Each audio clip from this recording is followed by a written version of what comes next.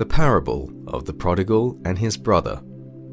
Then Jesus said, There was a man who had 2 sons.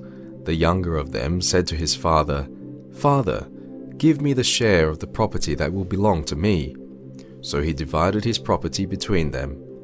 A few days later, the younger son gathered all he had and traveled to a distant country, and there he squandered his property in dissolute living. When he had spent everything, a severe famine took place throughout that country, and he began to be in need. So he went and hired himself out to one of the citizens of that country, who sent him to his fields to feed the pigs. He would gladly have filled himself with the pods that the pigs were eating, and no one gave him anything. But when he came to himself, he said, How many of my father's hired hands have bread enough and to spare, and here I am dying of hunger? I will get up and go to my father, and I will say to him, Father, I have sinned against heaven and before you. I am no longer worthy to be called your son. Treat me like one of your hired hands. So he set off and went to his father. But while he was still far off, his father saw him and was filled with compassion. He ran and put his arms around him and kissed him. Then the son said to him, Father, I have sinned against heaven and before you. I am no longer worthy to be called your son.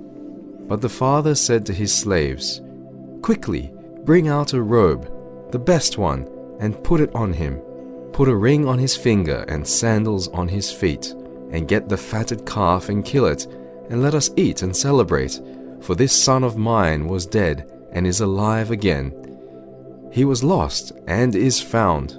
And they began to celebrate.